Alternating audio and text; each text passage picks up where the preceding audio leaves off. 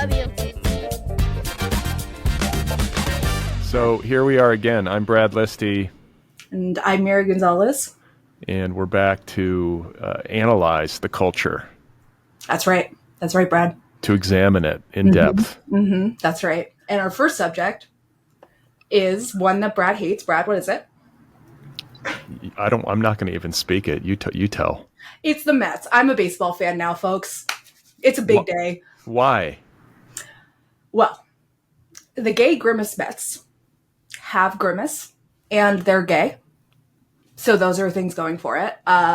We talked about that earlier, I believe, this year. Didn't there was some Grimace association with like a Mets winning streak, like the Grimace, the McDonald's like purple whatever he is, ghost, like purple chicken nugget looking thing from McDonald's. That, I don't know that thing.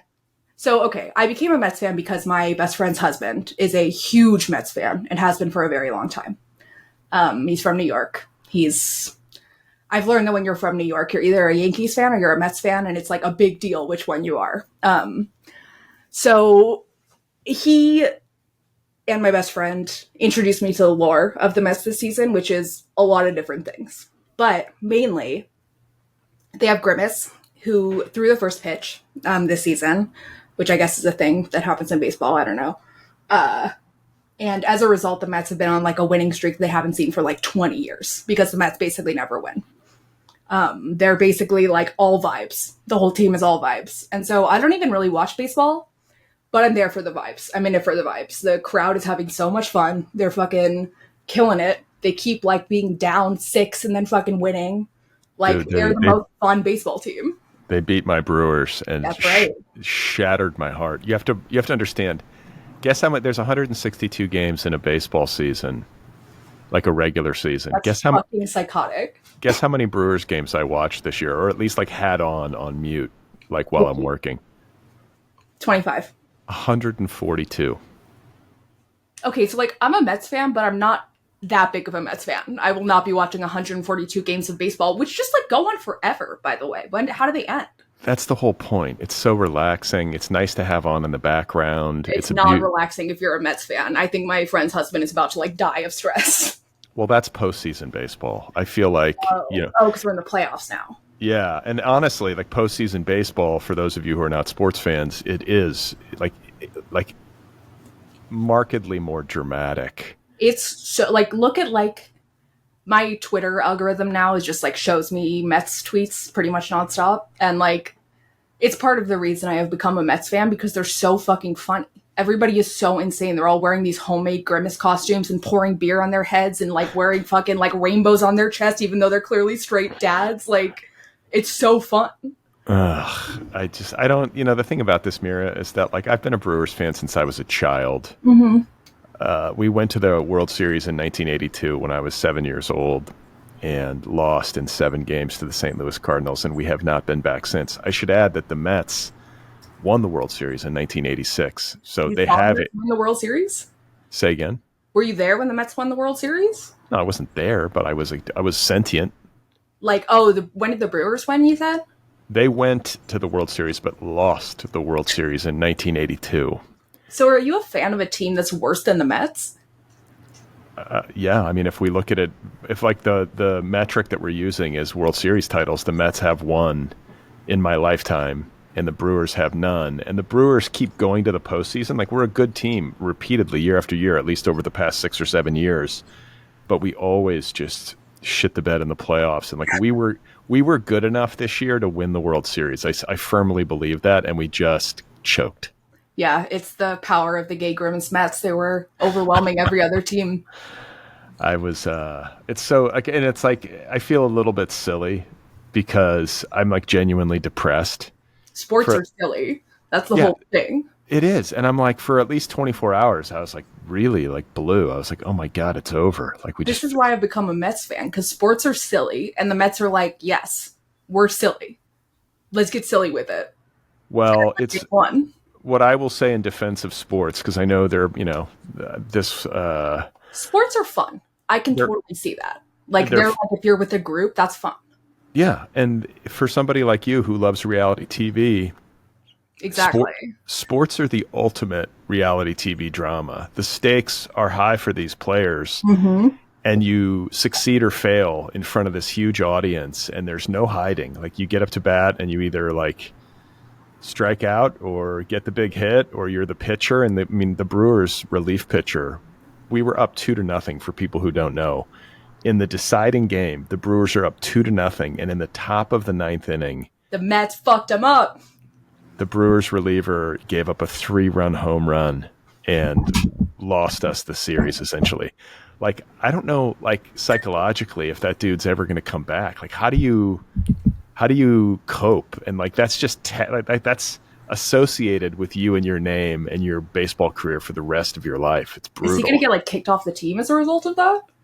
I doubt it, but it's like questionable whether or not he could like overcome this in a Brewers uniform. Like, what happens next year if we go to the playoffs and we're up in a playoff game and he comes in to pitch?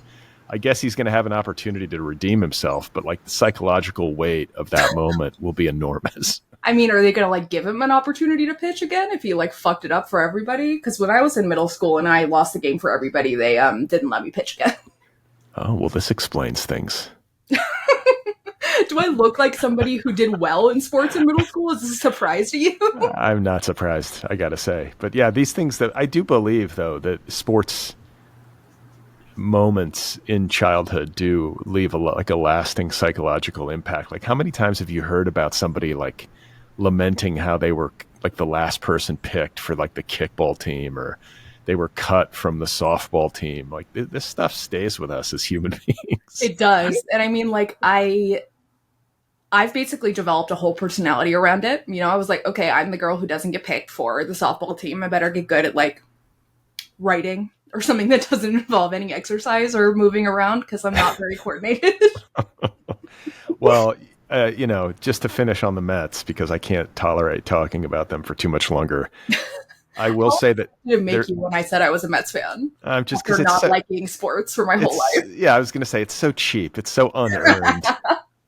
See, I'm there for the vibes, though. This is what the Mets have, and no other team does, is the vibes. What they call this, Mira, is somebody who's jumping on the bandwagon. That's right. And what I will tell you as a newly minted Mets fan, for whatever period of time you're going to hang on to this, is that... Oh, I'm hanging on to it. Beating the Brewers in the playoffs for the Mets is actually auspicious. Because if you go back, I want to say all the way to 1982. No, actually 1978, I want to say. And then you track every single Milwaukee Brewers postseason performance since then. And there's like 7 or 8 or 9 of them. In every single year, this is the Brewers' curse, every single year that they've made the playoffs, the team that has eventually eliminated them has gone to the World Series. See? Every time. Every time. It's a great season to be a Mets fan.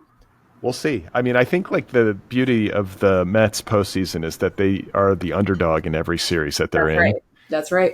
So the pressure maybe doesn't eat at them the way that it does, like, say, the Phillies now, who they're playing. So what I've realized, I mean, in my very short time being a Mets fan, is that the Mets operate purely on energy and vibes. They're like, okay, we're in the 9th inning. Everybody thinks that we're fucked, and like, we're going to win. We're going to They have not won a game in the playoffs where they weren't down by several points in like the 9th inning. Points. They're called runs in baseball. Whatever. Points, runs. Everybody knows the difference. It's fine. By the way, I'm really amused by your sports analysis, how it's like, yeah, this team is just all about energy and vibes. Like what are we talking about? Do they win on talent? Yeah, they're all very good players in the major leagues. Compared to any other fucking baseball team, I mean, it's like, it's pretty, like, other teams don't have the vibes that the Mets have. They have the skill, but none of the vibes. Well, I think, like, that's kind of what postseason baseball comes down to, especially in recent history. That's why the Mets are winning. Yeah, you sort of have to get hot at the right time as a team, because all these players are good, and there's so much pressure, and you have to kind of play within, you have to be really poised even when things are super intense, and like usually it's the team that has the vibes and is kind of loose and like not afraid. I always say they're not afraid to win. The Brewers in the postseason, they're always afraid to win, and it That's right. drives me crazy. You can't be afraid to win. I need to stop talking about this because I'm going to punch a hole in the drywall, start crying. You were like, oh, like Mira's analysis sports so funny, it's all vibes, and then you're like, actually, it's all vibes. Mira's just So dancing. maybe I knew something. Mira's just dancing on my grave right now. That's right. That's right. This is such bullshit. But see, the difference between sports and reality television is that people who watch reality television aren't hoping for a win. They're not like watching the show and being like, if the show does not result in this way, I'm going to punch a wall. They're watching the show and thinking to themselves, these are all crazy people who are out of their damn minds. And like whatever, I have to imagine it's like watching baseball when you're not rooting for a single team. yeah, I mean, it's weird. And I feel a little bit sheepish about how invested emotionally I get in sports. And like, This is what I wanted to hear. Here we go. I'm just saying, like sports fans, anybody out there listening who is a sports fan will know what I'm talking about. Like, Yeah. it's not every game, but there are certain games, like the really good games, the close games, the games that are like really electrifying to watch, or the games where there are huge stakes. They take an emotional toll. And it's like, if things go your way and your team wins, it's this real high. And if they don't go your way, it's this real low. It's kind of juvenile and strange, but it happens. And the Mets embrace it. They're like, okay, yeah, this fucking weird purple McDonald's guy that even McDonald's didn't want, he's going to be our good luck charm. Like this fucking, I don't even know, Pete Alonso, that's his name. I remembered. He got a home run and he's like a not very good player. I don't know. It was like some kind of thing. And he was interviewed and he had a little pumpkin and he was like, this is my good luck charm. I picked this out at a pumpkin patch. And now like everybody has signs that have pumpkins on them. They're like, pumpkins. That pumpkin is our good luck charm. He has to bring it every game now. As far as I'm concerned, this is what sports is all about. Talismans. Pete Alonso is the guy who shattered the Brewers in the in the top of the ninth inning, Game 3. Pete. It's all so fucked up. But what else is? I'm gonna start this episode by getting Brad angry. Yeah, I'm getting like I can feel my body temperature like going up. I'm starting to sweat. It's not easy to get Brad truly angry, but I can proudly say that I can do it almost on command. I'm old enough now where I'm honestly like looking forward. Like, am I ever going to see the Brewers win a World Series? Like, am I going to die having never witnessed the Brewers make a run? It's kind of like the Red Sox. I mean, if you're a baseball fan, the Red Sox had this. They had like a 100-year drought and then finally won a World Series. The Chicago Cubs went through this a few years ago and finally won a World Series. But like the Brewers, now it's Mets' turn. Well, the Mets have won a World Series. The Brewers have never won the World Series. Never? Never. See, I was told that the Mets win so not very often that, like, my friend has agreed, like, okay, if the Mets win, well, and I've also agreed, if the Mets win the World Series, we're all getting Grimace tattoos. Oh, my God. That's a commitment. Where are you going to put it? Like, what part of your body? I mean, I don't know, maybe... You'd put Grimace. Would you make it purple? Maybe I put it like on my back. No, definitely not. I've like not got any color tattoos, so it would like look weird. But see, I've already got a tattoo that says hummus, so like it's pretty hard to get dumber than that. Mira's showing me her left arm now. Mira, are you aiming to have like a full sleeve? Is that the goal? I mean, do I not already?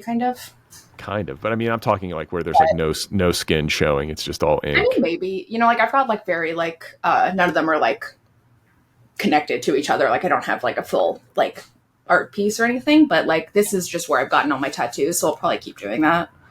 Do you have any? This is the thing about me and tattoos is that I can't make a decision. Do you regret any of these tattoos? No, because like eventually my body will be like in the ground with the dirt, so like whatever. You just don't give a fuck. Yeah, I'd be like, I'd get a tattoo and then I'd be like, wait a minute, I don't want this. Get this off me. And then you got to get the lasers and. Well, my very first tattoo was the one that says hummus.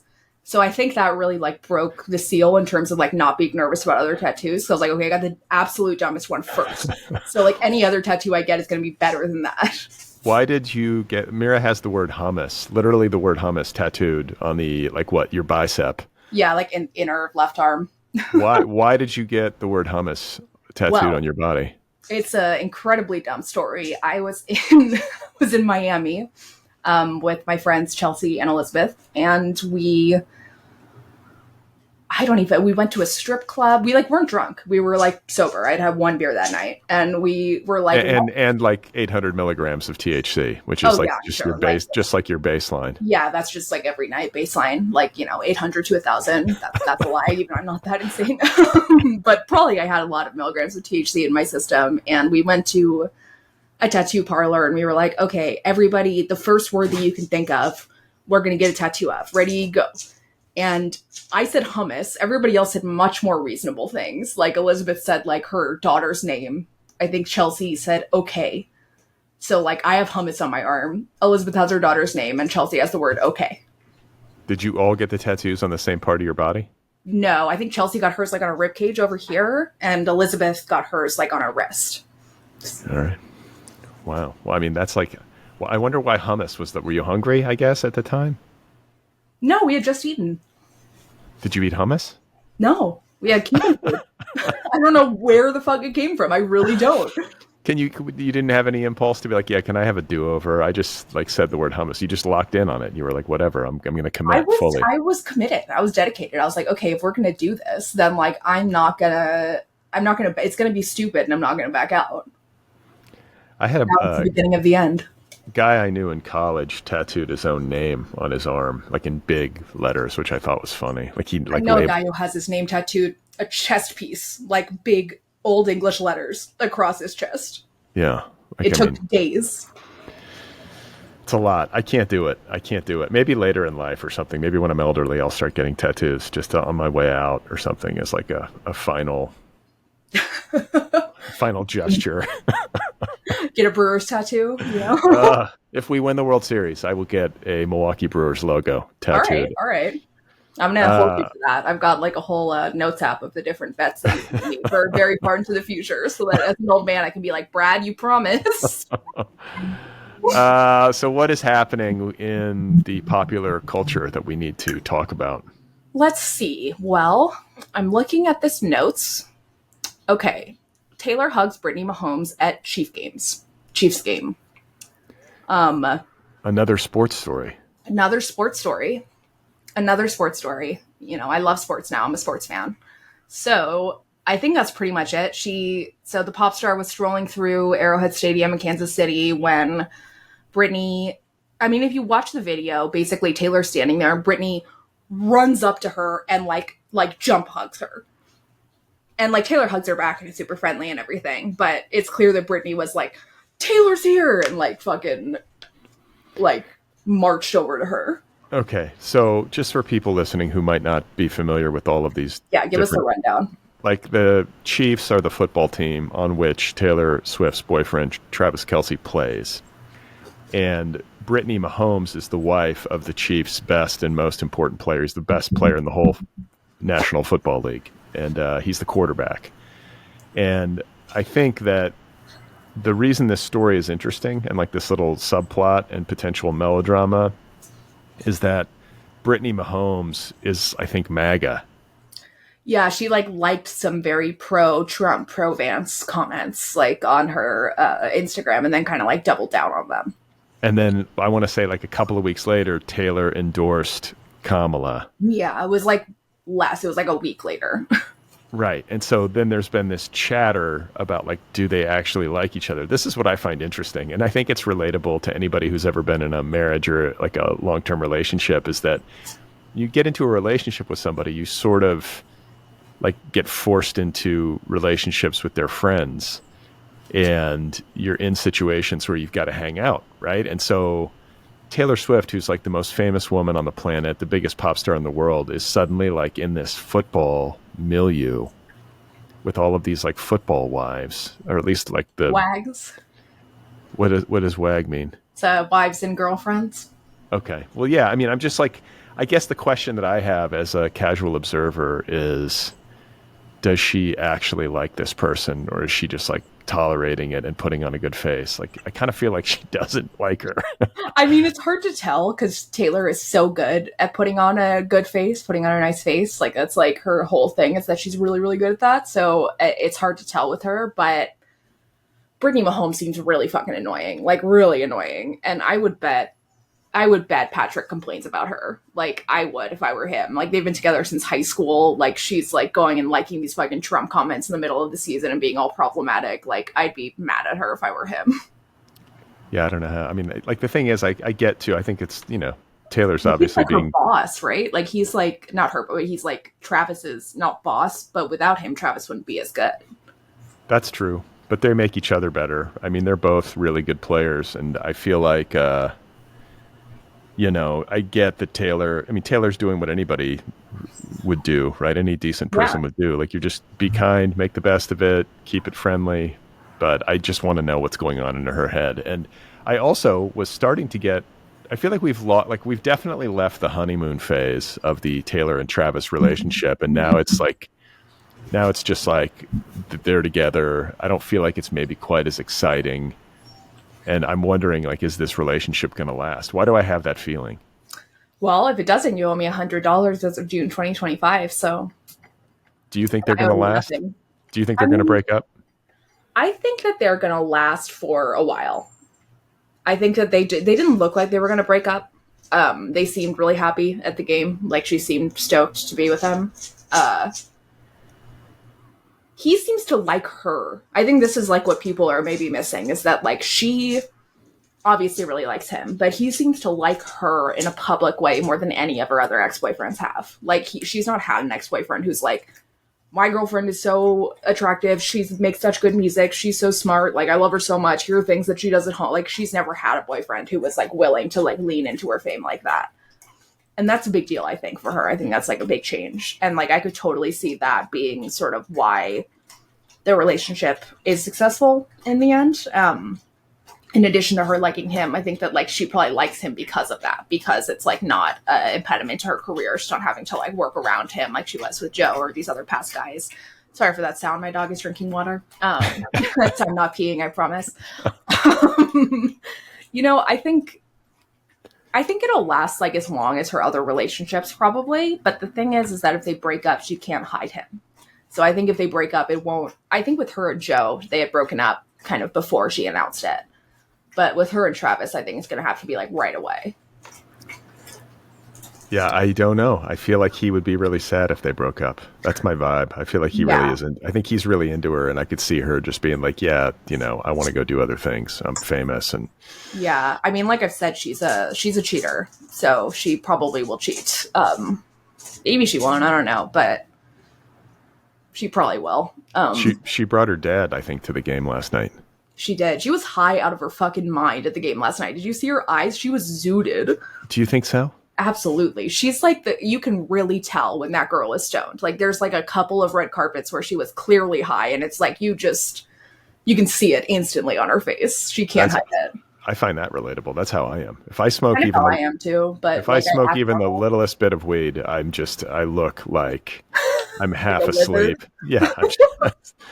It's a disaster. It's like the key is being stoned all the time, and then people just think that's how your eyes are. Yeah, I think I get a lazy eye when I'm stoned. He's like, one eye gets more stoned than the other one. Yeah, I'm like this, like one eye. I don't think I've ever like seen you that high before. No, and then I can't keep my composure. I'll start laughing, and it gets like that's like not even fun. You know what I'm saying? I'm like, I mean, that's like a fun way of being high, though. I feel like a lot of people just get scared. Yeah, it's just kind of like anxiety inducing. It's not like chill, See, I'm a freak. I don't think I've ever had that reaction to weed in my life. I've always just been like, this feels great. I'm having fun. Yeah, I wish that I was like that. Or like I'm way too high, and that's kind of fun too. So whatever. You're down with it at any dosage.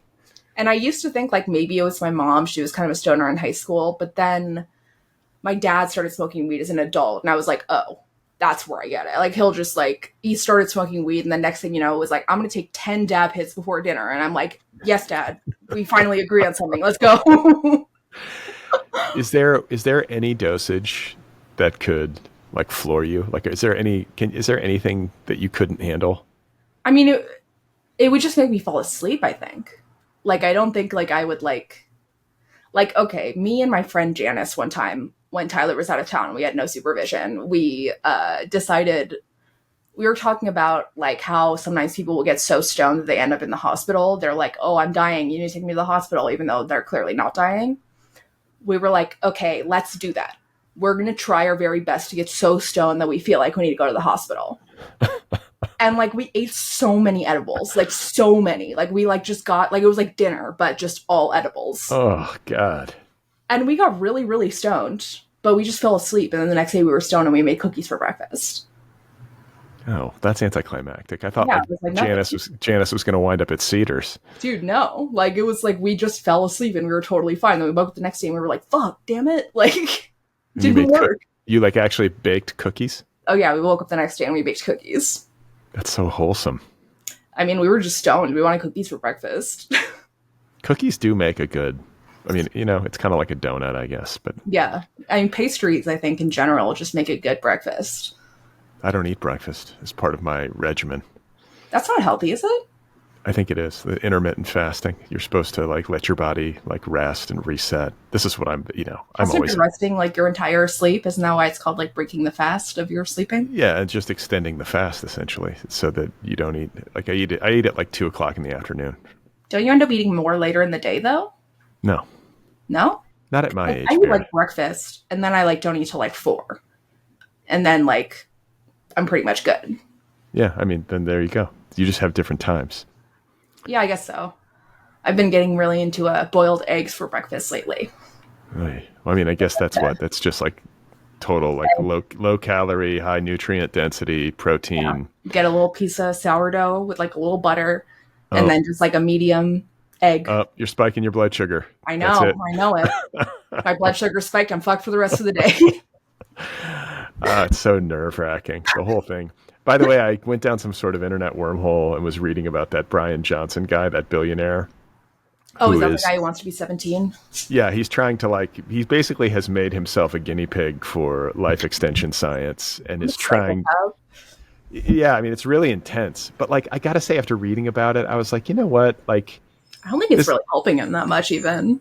I know, but I think like there is maybe something noble about being a billionaire. Being afraid to die?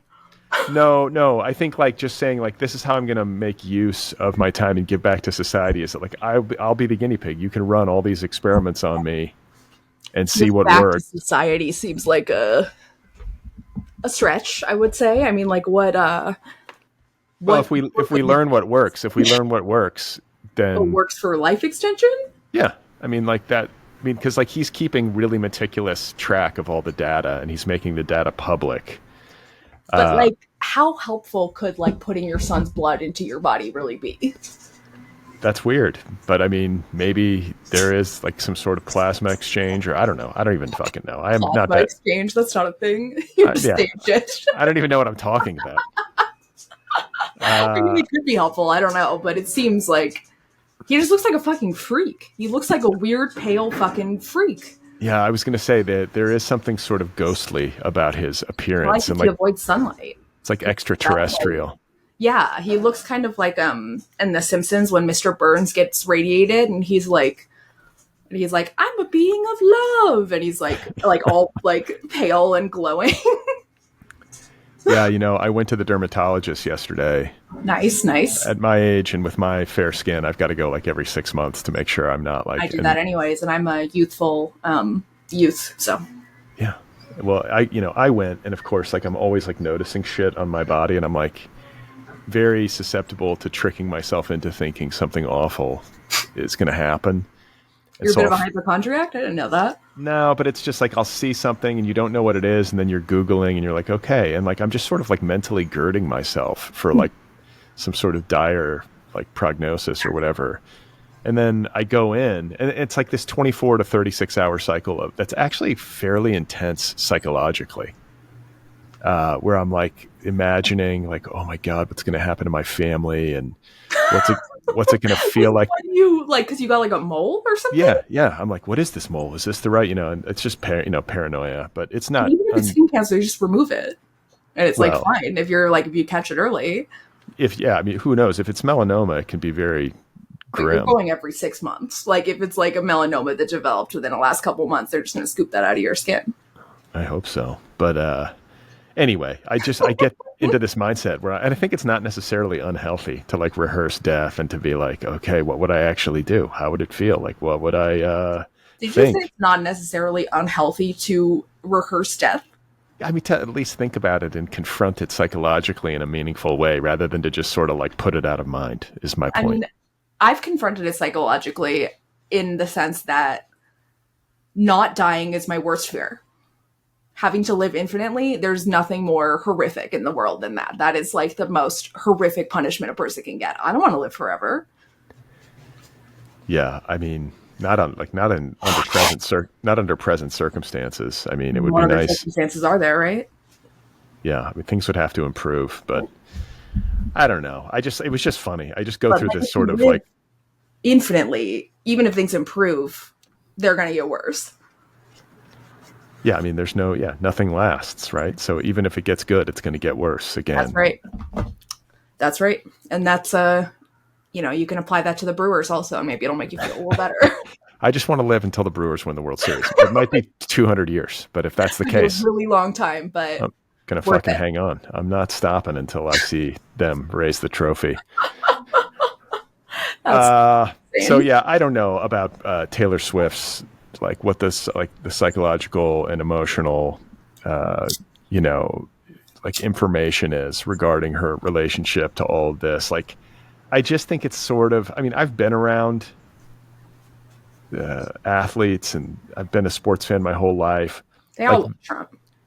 that whole scene is like way different than like being a pop star scene. And maybe that's what part of the appeal for her because she can feel like more of a normal human.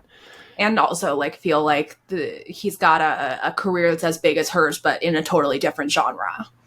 Yeah, they have no competitive like Yeah. thing going on. Yeah, nobody's like ever going to be jealous of the other one or anything like that. Like he's not one of these fucking art guys who she's been so into her whole life. God help her. Do you think Taylor would ever confront Britney and be like, "Look, this MAGA shit is nuts. Like, get out of it," or no?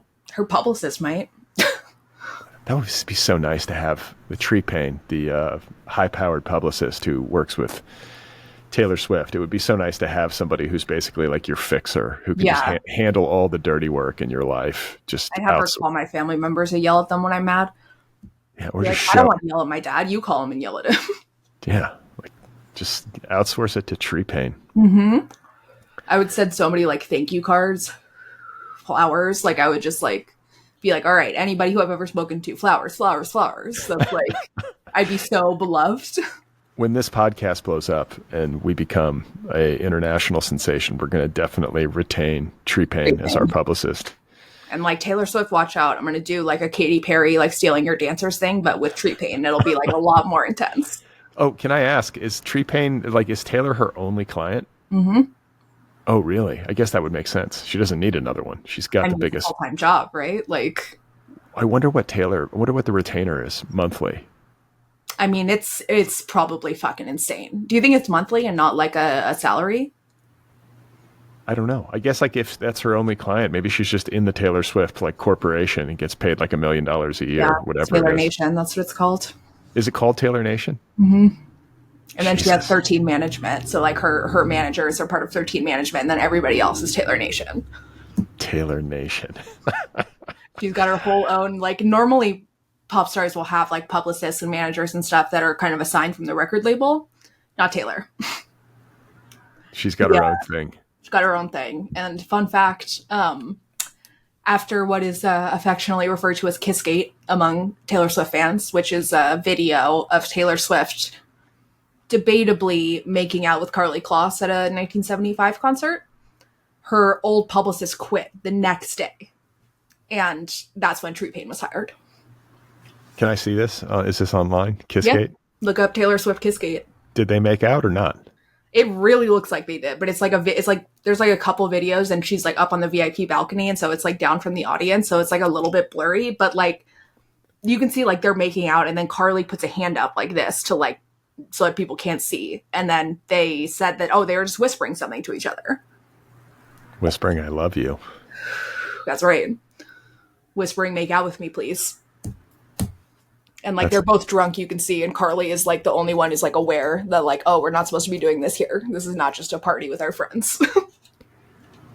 so you think Taylor's what, bisexual? Is that what she is, or pansexual? I think she's bisexual. I mean, I think that like she's definitely had and has like real relationships with men. Like I think they're not. There's some Swifties who are like, you know, the ones who think Taylor's gay are called gaylers. And some of them are very intense and think that all of her relationships with men are fake.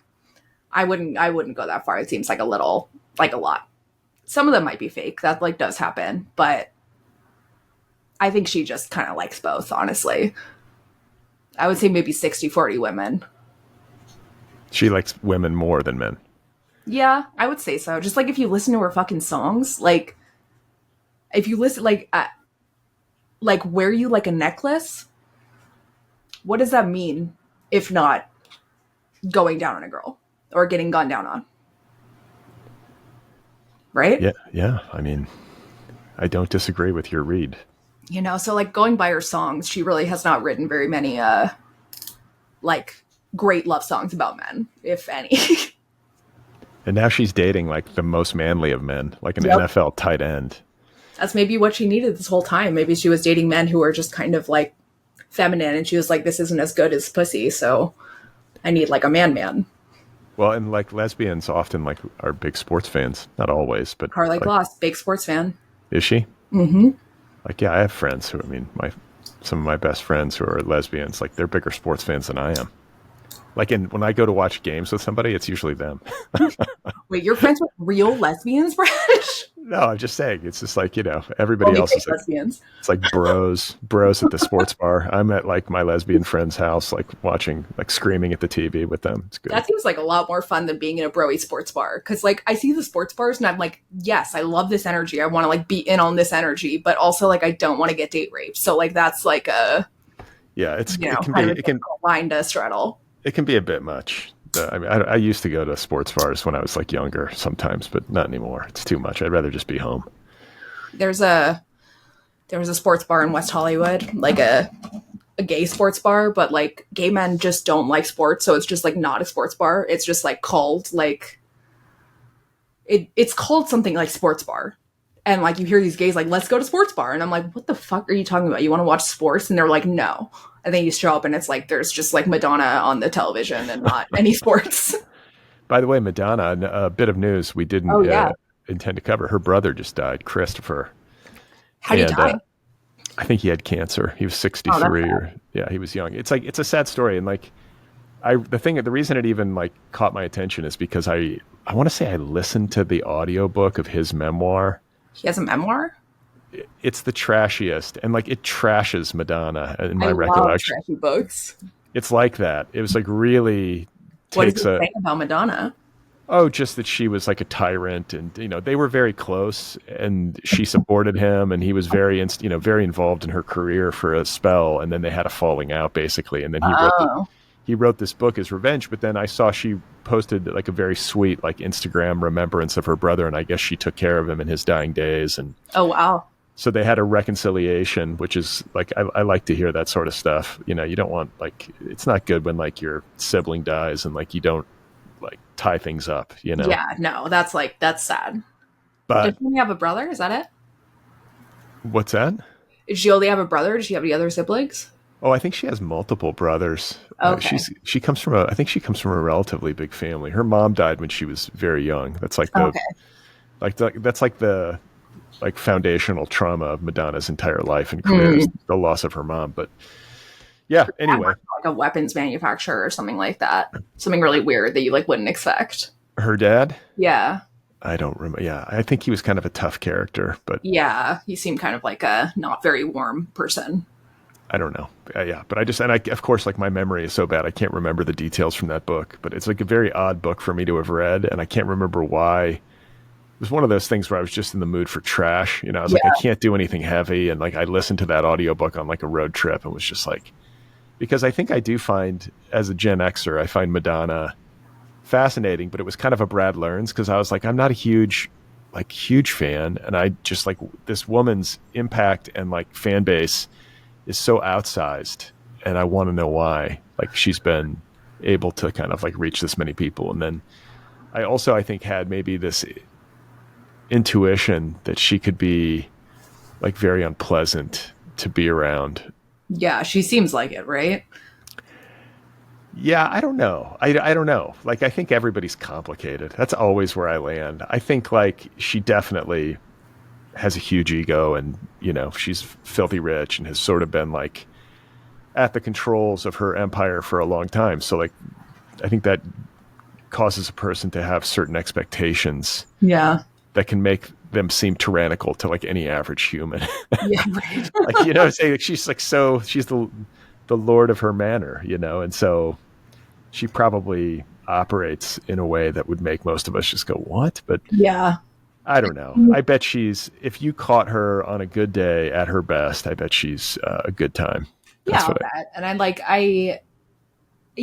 not a huge Madonna fan, honestly, but I tend to believe that if she was a man, nobody would be saying that. You know, like I think that like men are difficult all the time and nobody even talks about it. They're just like, oh, well, they're an artist. I'm so like, Yeah. whatever. Yeah, I think there's some truth to that. But I think, like, you know, men can be divas too in ways Oh, that yeah. are problematic, to say the least. So I mean, yeah, Sean Penn tied her to a chair and beat her up. did he really? Mm-hmm. But she's good friends with him now. Like, they're on good terms. He goes to her That's concerts. fucking weird. Isn't that fucking weird as fuck? I've like thought about it a lot. It's fucking weird. Tied her to a chair and beat her up for real. We have that firmly confirmed. I mean, here, let me look it up. But like, oh, sorry, baby dog. Mira just stubbed out her joint on her dog. Just elbowed my dog in the face and stubbed my joint out on him. Let's see, Sean Penn, Madonna. Let's look it up. I believe it involved tying her to a chair. But like, everyone should know that I just say shit sometimes. But he definitely fucked her up somehow. I mean, he's such a booze hound. I'm sure he was like drunk and He coked hit her up. with a baseball bat. That's not good. That is not good. Holy shit. But is he a Mets fan? Is the question. If he is, I'm willing to forgive it. Yeah. He's got a grimace Apparently, a tattoo. SWAT team came to the house, Yeah, I mean, chaotic youth. But the fact that she forgave him, threatened her with a gun. They have kids, though. not together. Yeah, the Oscar winner said he was aware that there were claims in the media that he had trussed up Madonna like a turkey and hit her in the head with a baseball bat. And that's from Madonna. That's what she said. She said he hit her with a baseball bat Tied her up and hit her with a baseball bat. and then forgave him. So are we, this is the thing. If she forgave him, shouldn't we forgive him as a society, or is it no? No. We hold the grudge? I hold a grudge against any man who hits anybody in the head with a baseball bat and not an act of self-defense. Unless it's a Mets player. Well, if you hit a Mets player in the head with a baseball bat, jail right away. No trial, straight to jail. I need to know context. Like if he was just like a psychotic abuser. Here's But what if I need to know. yeah, What context would make that okay? I mean, it's not okay. But if he was Context like, would make it forgivable. I think if somebody's young and like super drunk and fucked up and does something really stupid and out of character, that's What one was your thing. daughter? Well, I mean, they broke up, didn't they? I wouldn't want her in the relation. They're friends and they hang out all the time. How would you feel about him? I mean, At Thanksgiving, he's hanging out. He hit your daughter in the head with a baseball bat, tied her up like a turkey. Not great. not great. Not great. Not a fan. Yeah, Not a fan. nobody better hit my daughter with a baseball bat. Or I'm See? gonna Exactly. go ape shit. But How do you think? I mean, I'll go ape shit too. We can fucking go full John Wick on somebody if anyone ever does that to either of your kids. Like, I'm by your side. speaking of, I mean, this is totally tangential, but like I was walking my dog this morning, as I do in the early mornings up at the park, and I passed a guy on the trail, and he had a backpack on. It's like a relatively big dude, and he had like a giant knife, like in a holster on the back of the backpack, just like out. And I'm like, why the fuck are you bringing like a gigantic, like, what are you scared of? You're going to get attacked by a coyote? Yeah, you can have a knife. Depending on the kind of knife, I guess, yeah. But like a coyote, you can't fucking kill a coyote with a knife. That's a psychotic thing to think.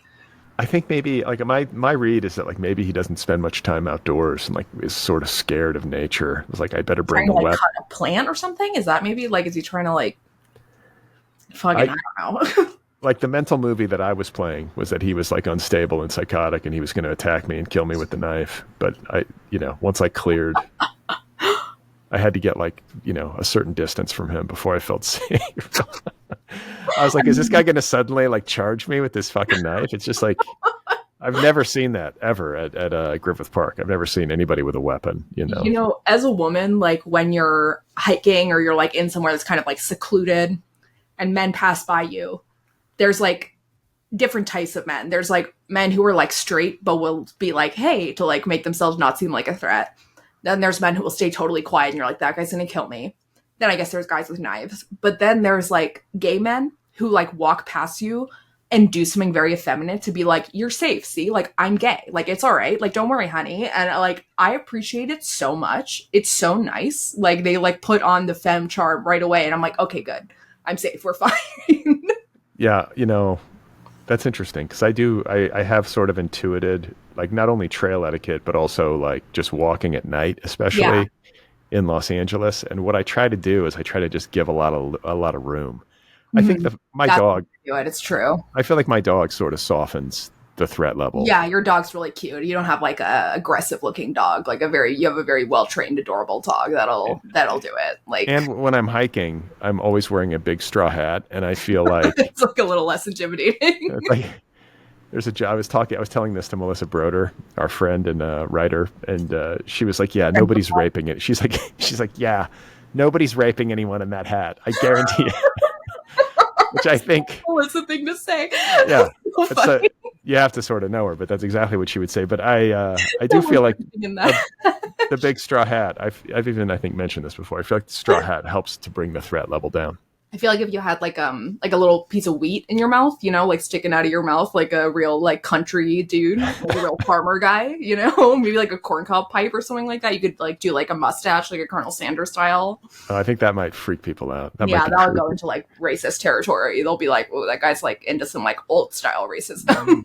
He's like, he's an incel. He's got a straw hat on and he's got a corncob pipe. Is that what you think incels look like? I don't know. He's angry. He's strange. He's in the wilderness. Got a corncob pipe. That's an incel. He's ready to attack. But when I walk, when I do more urban walking, and especially at night, what I try to do, like if I'm walking behind a woman on the sidewalk and I'm going faster than she is, so I've got to pass, I will literally walk out into the street to pass so that I pass widely because I'm like, I don't want her to be creeped out if I'm like narrowly. Yeah. I'm not going to like squeeze past somebody at like, a distance of a half a foot. Yeah, it's not. That's, man, if you're listening, that's a nice thing to do. Like go out in the street, cross the street. If you're gay, actually gay, Maybe I should just start acting gay. I'd love to see you try. People would be like, what does he do? Like, is he all right? Like, what's going on over there? What would I say? I don't even know. Yeah, I remember hiking one time and seeing, like, I saw the very scenario you just described sort of play out. And it was like this woman, she was like an attractive LA kind of thing and it was summertime. So she wasn't like, people weren't hiking. They're not wearing a lot of clothing. And right. I remember she walked past this guy and he was just like, "You're done for the summer, honey. You're done for the summer." Yeah, it's shit like that where I'm like, all right, like, thanks, hon. Like, we're good. I'm safe. We're fine. That's what I'm gonna adopt that every time I pass a woman, whatever season it is. I'm just gonna be like, "You're done. You're done for the autumn." You're gonna say it in a voice that's like so confusing. They're gonna be like, "What do you mean I'm done? Are you gonna kill me? Like I'm done? What?" You're well done. You're done. Get really close to their face. You're fucking done. It's over. It's fucking over for you. You're fucking out of here. It's the fall. You're done. I just end up doing the exact opposite thing, make them terrified, running in the other direction. Yeah, because like I want to be friendly. I hate that because I can feel that fear and that discomfort where it's like, is he weird? And then I want to put out a good signal. And sometimes when you're trying to like put out a good signal, it can come off as weird. And it's like, it's a good thing to be aware of though. Like when you're coming off as weird, a lot of men just like don't even know when they're doing that or don't even think about the fact that maybe the thing that they're saying could come off as weird. Like I was in fucking Rite Aid the other day or like CVS or something. And this guy is walking down the aisle, and he looks at me and he goes, "Good girl," and walks away. And I was like, what the fuck are you talking about, buddy? Like, I don't, like, it seemed like he was saying something like I was, like, doing something right. Like, I was, like, eating my vegetables or something is, like, the tone. But, like... What were you wearing? Like, leggings and, like, this shirt. Like... Okay. Maybe he likes Chapel Roan. Yeah, Mira's that's wearing what it is. He's like, oh, yes, a young gay. I mean, yeah, that's the thing. It's like, the only thing I can think of is, like, you're wearing some sort of, like, paraphernalia. Yeah, I don't know. Or, like, I mean, I was wearing a mask, I guess. Maybe it was that? Maybe so. I don't know. It was fucking weird, though. At first I was like, oh no. And then I was like, okay, it's kind of an innocent old man. But, like, what the fuck? Yeah. People are weird. People are fucking weird. There's a lot of weird people. There's a lot of weird people. Just like... It's true. And, like, when you live in a city, too, it's like you see in such high concentration, like, I think, like, the level of human suffering, and then, like, sometimes bad behavior, people being entitled. Like, it's a lot to process. I just try to keep my head down.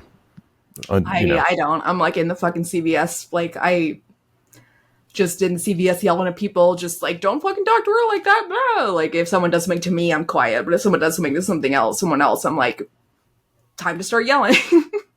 Yeah. I mean, you got to stand up for people if somebody's being abusive. But yeah. Otherwise, like, I learned street smarts, which says, like, look forward, don't make eye contact with anyone you don't want to talk to. Yeah, I have my earbuds in. Yeah, I don't, because I want to be, like, aware of my surroundings, but that's how, like, I become unapproachable that way. I've started listening to... I just interviewed an author who was, like, really into the rave scene, and like, I read this book and I got all, like, self-conscious about how uncool I am. I'm like, I don't know anything about this kind of music, like Berlin. A book about the rave scene, like in New York, like very, very cool, like underground dance scene. Like what year? Between, like, 2010 and 2020. Oh my god, yeah, Jesus, that's really late for raving, I would say. That's like, because when I was in high school, people were going to raves. I went to a warehouse rave in the 90s, and I was just that's the prime time for raves, I think, was like late 90s. I found it so overwhelming. I was like, get me the fuck out of here. It's so awful. It's so loud, and I was just everyone's like, touching you. I'm like, Jesus, like, I'm on Molly, but don't touch me. Like, I don't know you. And I'm like, touch me, please, but nobody touched me. You're like, touch me. Everyone's like, just like a whole crowd around you. Yeah. Everyone's keeping, like, a 6-foot distance from me. I'm like, what's going on? I thought this was a rave. I thought we were supposed to touch each other. What the fuck? Did I misread the invitation? What happened here? Well, so our next story, I was going to try to think of a transition to go into that, but I really can't. So let's go into our next one, which is about Leonardo DiCaprio and his child bride. He's not married, is he? No, he's not. He's got a girlfriend who's much younger than him. He always has a girlfriend who's much younger than him. He does. That's really true. So, what is this? I want to say he always breaks up with him at a certain age. Isn't that the story? Like, they get to 25 and he's done. They've got to be between 18 and 25. And he's like he's my age. He's almost 50 years old. So, like, this is a genuine question I have. Half of his age. Could easily be his daughter. And then, like, we've talked about this before on the show, but, like, Bill Belichick, the old New England Patriots football coach, is like 72. He has a 23-year-old girlfriend. And that's, like, beyond even, like, Leo. That's, like, crazy. Yeah. And so I guess, and I have a good friend who I want to say married a guy in his 50s when she was in her late 20s, and they're still happily married. And I tend to believe that, like, if a girl's an adult, whatever. It's kind of gross to me, but whatever. There's no rules. But I guess this is the question I have. Is, like, when does an age gap get weird? Like, I guess it's a kind of arbitrary, because, like, how do you name the number? If it's 30 years, then I guess, like, a 29-year-old, age gap is okay. It's like these things I tend to think that, like, the gap itself is not the problem as much as it is, like, the age of the younger person. Like, if they're under 23, I think it can be iffy. Like, I think that's, like, their brains aren't developed yet. If my daughter was 25 years old and came home and told me she was dating a guy in his 50s, I think I would have a problem with it. What if he was, like, really nice, though? What if he ended up being, like, a totally nice guy? If like Like, how long would it take for you to accept him? not that long. If they were genuinely happy and the relationship was sound, I would be like, well, it's not my fucking life. Like, Did you ever watch that Anna Nicole Smith documentary? no. It's a great documentary. I recommend it for anybody who's interested in the life of Anna Nicole Smith, which is very interesting, I have to say. Which 94% of our listenership is deeply interested in the life of Anna Nicole. They're listening to a pop culture podcast starring me, so they're going to be interested in Anna Nicole if they're not already. I watched that documentary and I came away, I kind of always thought that she was married to that guy for his money, and I was like still supportive of her. I was like, whatever, girl, get that money. I don't know. Who cares? He was like 100 years old. I mean, he was like a bajillion years old. He was so fucking old. Like, it was like, but then I heard her talking about it. I heard her family talking about it and her friends. And I saw footage of them together, and like, I actually think they loved each other. I really do. I think that they loved each other. I think that she had a very tumultuous life, and he brought her a kind of like security and stability that she really appreciated. And I think she really loved him for it. He loved her kids. He was like there for her. He like helped her like get out of debt. He was good to her. Well, I mean, yeah, all's fair, right? All's fair in love and war. But Leonardo DiCaprio definitely like has a type age-wise. He likes young girls, which, you know, I guess as like a man is understandable to a point. Guess. But this story is that he's out to dinner with the girlfriend and her parents. And I flagged this one because I'm just like I get that he's like famous and super rich and all the rest. But if you're a girl's parents... Yeah, imagine your daughter's dating Leonardo DiCaprio. Like, she's older and dating Leonardo DiCaprio. At this point. Like, yeah. If like he was 27 and she was 23 and they were dating and he was relatively new in his fame, I'd be like, that's totally different. But he's totally 50. Fine. He's 50. He's had like 30 girlfriends that we know of. I mean, he was in Titanic probably before this girl was born. Like, yeah. Like, when was Titanic made? 1997. And this girl is how old? She's probably, 25, 26? I don't know. So, maybe, maybe even younger. I mean, like, that would be old for him. And so right. I guess I'm just like, what is going through her parents' minds? Get that money, girl? I guess. Like, marry him in Vegas without a prenup? Come on, like, let's get it poppin'. I mean, and the other thing, I guess, like, if he's having dinner with the parents, maybe he's thinking of finally getting married. I mean, that does seem pretty serious for him, right? Like, he's not like a big parent meter for his other girlfriends. Like, he's kind of dumped them off in a couple months. I wonder how many times he's sat down to break bread with the parents of one of his significant others. It's got to be more than once. He dated like Giselle for a long time. More than once. Was he married? No, but he dated Giselle, I think, for the longest. Married. Interesting. No kids that we know of. No. That's a crazy life.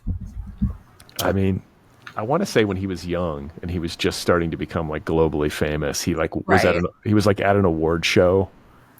Remember when he had the Pussy Posse? That was the name of his. I remember. Yeah, I mean, I wasn't alive, but how could I forget? What's funny is that like a documentary about it. The Pussy Posse.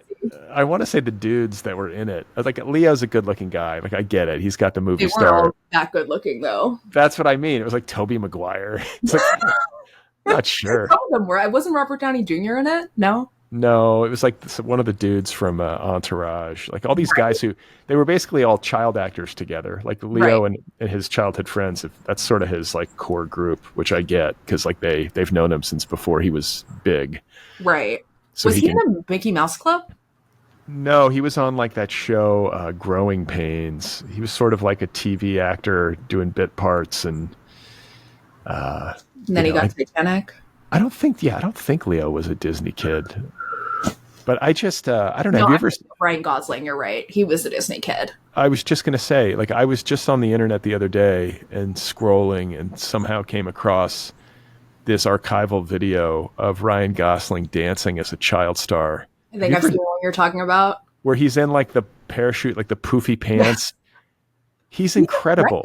He's incredible. I was like, oh my God, this guy just had it from the beginning. He's got star quality. He's an amazing dancer. I'm He's like, really like he's got it from fucking birth. And like he doesn't seem like somebody who you would think like, oh, that's a child actor. But like he clearly was like wanting this since like the fucking day he came out the womb. Like he was ready to perform. Like he was like he's never not been handsome. He's never not been a great performer. He's never not been charming. Like it's wild. he's just got like the it factor, right? Doesn't he Uh, seem pretty normal and nice to you also? It's weird. Like I would expect him to be like really not normal and nice. Yet he seems normal and nice. yeah, he seems like a smart guy. I don't know. He's a great actor. I like my love of Ryan Gosling was cemented in that movie. Was it Valentine? Half Nelson? What was that? It's the greatest movie nobody's ever seen, and All right, this down. he plays like a high school or a junior high teacher in Brooklyn How's who is a drug addict in his 20s, and Hmm. like it's all about his addiction. It's like an elementary school teacher maybe, but yeah, Like a drama? yeah, it's so good. It's so Huh. good. It's called I just Half wrote it Nelson. down. But I was like, man, this guy's just got the like the kids. What are the kids called? They call it Riz. Are you familiar with this? Of course I am, Brad. I'm the youth here. I'm the young one. Yeah, I mean, it's like some of these terms. But my daughter's like, oh my god, you got all rizzed up. Or like, See, your daughter is like, I swear to God, we need a third co-host, and it's got to be your daughter. She's like, we need to have like a Gen Z episode that's like Mira and Brad learns. Brad's daughter explains to us off camera what the fuck is going on. I would entertain that, but I know that if that ever came to pass, the episode would quickly devolve into like a roast of me. It would just be Yeah. me getting roasted the whole Look, time. letters at otherpeople.com. Tell Brad that you request for his daughter to be on this show because, like, me and Brad's daughter, like, we get along. We're buddies. Like, we'll fucking roast his ass and it'll be funny. You guys will love it. Yeah, I'll turn your daughter into a Mets fan. she yeah, she's like trying to get me up to speed on a lot of this stuff. Like this, like it's very interesting when you have children and you get older, how like completely out of touch and the alien it all seems. No matter how hard you try or no matter how invested you are, you're just like, okay, this is a new generation. They have their own lingo. They've got their own like way of I like, love it. I feel like I've just, like, in the last couple of years gotten old enough for this to be like a thing for me where, like, I've got a niece and a nephew and like a baby sister who just turned 11. And like the young people know what's going on in a way that like I don't. And I love being able to like go to like my sister, my baby sister, like, you know, like, and be like, what the fuck does this mean? And just have them explain the youth culture to me. I'm like, you know, the youth are all right. They're funny. I like the youth. I like that they have their own little thing that I'm not included in. It's yeah, fun. yeah. I mean, it's as it should be, right? Yeah, exactly. As it should be. Like I will always try to be an elder who is not over identifying with the youth to an embarrassing degree, but is interested in what's going on. Because that's fun. Like I want to hear from the youth what the fuck Riz means. And maybe not use it in my regular life. Yeah, I mean, I know there's like something to be said for the wisdom of old age, and I think sometimes we undervalue sometimes I think oftentimes, especially in America, we undervalue elderly people and like what they might Never have to. value young people though. Well, that's just what I was going to say. Yeah. I have a sort of like reflexive trust in the perspectives of idealistic youth because they're not sullied by right. all of the shittiness of life and the static that we sort of absorb. Like it seems like a more like crystalline perspective in some ways. I'm always sort of like, wait, what are they saying? I'm inclined to sort of agree. Yeah. I mean, I've always told myself, like, I'm going to do everything in my fucking power to avoid becoming more conservative with age, because that is just something that fucking happens to people and it sucks. And like, I think that one of the ways to do that is to like listen to what young people are saying, because they're always to the left of most issues. They're always like the ones who are at the forefront of civil rights issues, at the forefront of like, peace protests, like of just like all of these things that are so important historically. And my feeling is like by listening to the youth, you can kind of avoid becoming one of these like old out of touch people who is like, wanting conservative things more than they're wanting democratic things, liberal things. And like, that seems important. And like, people do not value it enough. Young people, like you're saying, they're hopeful. I don't have any hope left, but they do. So like, I might as well just listen to them. let's try to feed off of their hope, like Exactly. parasites. Well, they So, still have it. so what do you think? Like the conversation is like at dinner with Leo DiCaprio and What are your this. intentions with my daughter? Yeah, that's what I would say. So what's going on? She's number 64 on your list of known significant others.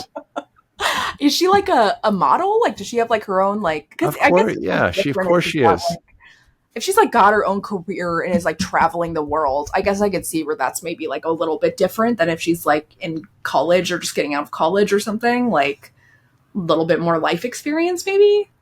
But as a parent, it's still weird. Yeah, what is this girl's name? Her name is Vittoria Ceretti, and they're getting It's like it's serious. confusing. Not Victoria, Vittoria, Yeah, like Vittoria Ceretti. Vittoria. She's in. They were in Rome at a restaurant called Pierluigi. Pierluigi. The party of four seemed to be in great spirits, chatting and sharing an expensive bottle of wine, a red that set them back a cool $27,455. Okay. Okay, so he wants to impress the parents. He's like, let's get the most expensive bottle of wine in here. Like, this is on me. Like, It's maybe stupid. he's serious. Maybe he is. I mean, dude, if you're spending 30 grand on a bottle of fucking wine, Wait, 27,000 or 2,700? $27,500 for a bottle of wine. 27,000? I was about That's to be like 2,700 is a lot. Okay, that's like impressive. But at that point, I would be like, give me a check. Let's leave this restaurant. I will just take that money in my hand, please. Thank you. it's so. I mean, there's just a point. I don't care how rich you are. That's just dumb. I would be like, no. Like, let's like hold the fuck on. Like, no. Also, how much did he tip on that check? Because like, if he's tipping 25%, then I'd be like, all right, fine, get the $27,000 bottle of wine. I'm sure he did. I mean, he's probably the hero of that restaurant. All the staff probably loved it. But I think like it seems like the kind of thing you would do on like an engagement dinner kind of thing. Like we're celebrating the engagement. If if you're super loaded, go for it, I Maybe guess. it's serious. So, but here's the thing: is that like, what's the end? Because I feel like Leonardo DiCaprio, and this is sort of to his credit, for being as big of a star as he is like a pretty like opaque figure. Like he's not somebody who you have like a very clear sense of. Right. He doesn't do hardly any press for any of his movies. They just come out. He doesn't have to, right? They just come out. To.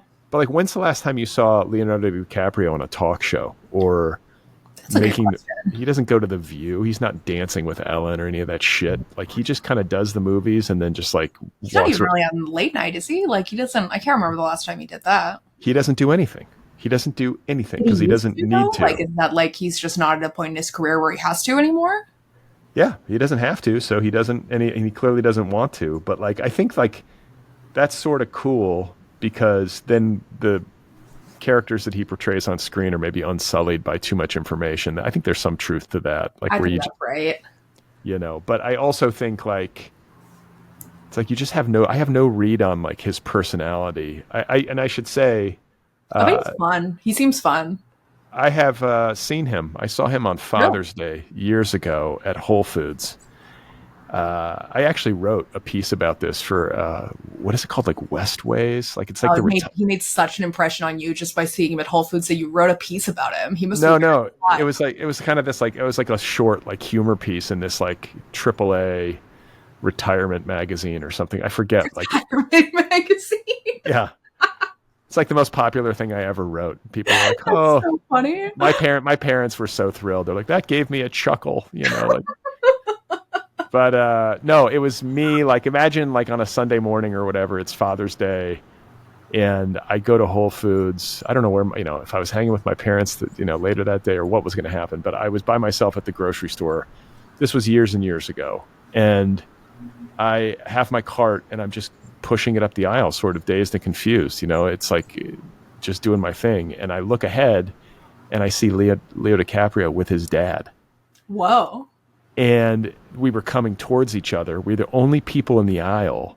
That must be like so weird. You must be like, am I like seeing shit? Like, what the fuck? And it's like confined. You're in this aisle. There's not like anywhere to go. So I was just going towards them. And so I wrote this entire piece about like the psychological experience of that and how like I ironically gave like an Oscar caliber performance as a man who did not recognize Leonardo DiCaprio.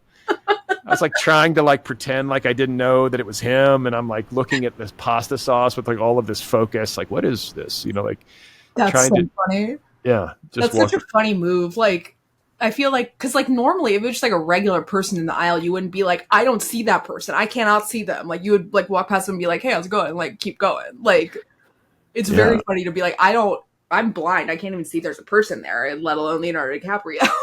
I wish I hadn't noticed. I wish I just would have blown past, but like it was so awkward, and That's like so funny. Was he tall? he's like 6 feet tall, 6'1". He's not a short Oh, guy, yeah. For an but he actor. yeah, he was with his dad, and I don't know. I like the thing is like I have no.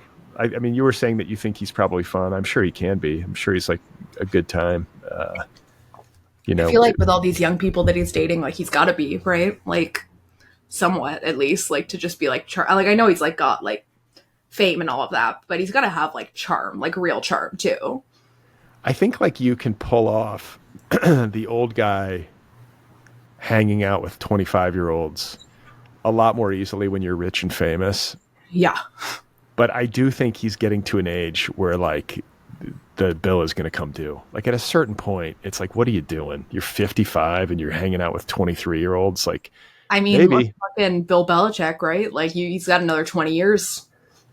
but even then, like It's fucking weird and stupid. going out socially with your 23-year-old girlfriends, like friends, and being like the 72-year-old at the dinner table, like, come on, that's got to be awkward, I right? mean, maybe that's why, like, Leo's taking the parents out. Maybe it's like, okay, time to settle down with like a 25-year-old instead of like 50. This is it, man. Like, you're not going to have that many more swings. I guess, like, you know what? I shouldn't say that. He's one of the most famous dudes on the planet, and he's Yeah, worth a plenty more fortune. swings, yeah. He probably, I mean, if Bill Belichick could pull it off at 72, then Leo could probably pull it off. But Yeah, like, who the fuck is Bill Belichick? Like, oh, like, Leo is way more famous. I wonder if the chatter, because there is a lot of chatter. If I know about it, then lots of people know about it. But there's this chatter about Leo's tendency to like dump girls by the time they're 25, and how he's like got this weird like fixation on like super young girls. But you wonder if like that's reached him, and if it's like bothering him. Like, is he? It's for sure reached him. I mean, it's so widely known at this point. I want to say somebody's like Tina Fey or somebody might have made a joke about it at like an award show. I believe that. Yeah. So he knows. I mean, he's like, He's got to know. Maybe that's why. Maybe that's also why he's settling down, because he's like, I don't want people to make fun of me anymore. yeah. It's like, I don't want to be the creep, Yeah, I'm used to seeming like the attractive, like charming guy who can like pull younger women, but like I don't want to seem like a pedophile. Like, let's be real here. Well, and he's also, I mean, this is, I got to be careful to say, like, this doesn't mean anything criminal happened necessarily, but he was at a lot of those puffy parties back in the day. Who knows? He? Yeah. Oh, damn. I didn't know that. Yeah. I mean, so was like Sarah Jessica Parker, and who fucking knows, like, might have left before it got weird, as they say. Who knows? Yeah. But maybe he's like, before this puffy shit drops, I'm going to lock down my hot 25-year-old Italian model girlfriend. Before he finds out about all the fuck shit I've done. Maybe the dinner that he had in Rome with her parents was to explain to them like what he did at the white party. And, like, so I would go to these things. They were called freak-offs, right? I was in a gangbang with some sex workers who were chained to a wall. But I just want you to know, I'm a good guy, and I will not make your daughter mad. My freak off days are behind me. Here's a $30,000 bottle of wine. I'm gonna wear a straw hat from now on. No one rapes in a straw hat. You know? I have seen Leo wearing a straw hat lately. He's putting on his non-rapist costume. Jesus. So I don't know. Like, I guess like let's place a wager. Do you think he proposes to Vittoria, this Italian? I don't. He's never proposed before. I feel like I need to see a picture of her to know for sure. I wonder why. Do you think, I guess his parents divorced when he was young, maybe that can have an impact? Yeah, I mean, honestly, I feel like he's maybe just being honest with himself and saying, like, I'm not going to settle down. Like, I'm going to end up fucking somebody else if I get married. So let's not get married. He would have a ton of options, right? Especially as a young guy. I mean, it was kind of like, this girl is fucking hot. Holy shit. He might propose to her. It's like the most beautiful girl I've ever seen in my life. Yeah, she's gorgeous. And they have like kind of like a nice. You ever notice like how certain couples have like a nice like symbiotic like look? They sort of Like their like kids are going to be really beautiful. yeah, like they have like okay that works. Like their bone Yeah. structure and their eyes seem similar. They're going to have a great Nepo baby one day. Yeah, that's right. The most popular Nepo baby. Yeah, the DiCaprio Nepo baby. I mean, that's a real Nepo baby. You know, that's like a last name that you really can't miss. It's a good last name. It's a good like strong Italian name. I mean, maybe they'll be the next Coppolas with that kind of strong Italian name. You never know. You never know. I'm looking at her Instagram. Yeah, she's like a supermodel. She's Yeah, she's like a literal supermodel. Like, okay, well, I don't know. I think like if I had to wager, I guess like I'd say 26. she's 26. Yeah, Oh, she's a old. year older than he normally goes for. She's washed up. She's elderly. I mean, he's like, put her in a home. It's so disgusting. Ugh, 26. Ew. Yeah, just they should just put her like she should get like an expiration date tattoo. Yeah, like, I mean, geez, fucking retirement time. Hello. God. I So mean, yeah, for a model, kind of old, honestly. That's like not like, I mean, I guess like 26 is like, end of it would be like 28, 29 if you're like a big supermodel. So I'm gonna wager that this is the one. yeah. I'm going out on a limb. I don't feel strongly about it, but if I had to guess, All right. All this, right. this dinner with the parents just seems too official. $27,000 bottle of wine. Like I was saying before we started the episode that he's probably bought her a Birkin, and like explain to people what a Birkin is, because many people won't know. Many guys, at least, will be like, "What?" So a Birkin is a bag made by Hermes, which is a French fashion house that makes very expensive stuff. And it is named after the actress Jane Birkin.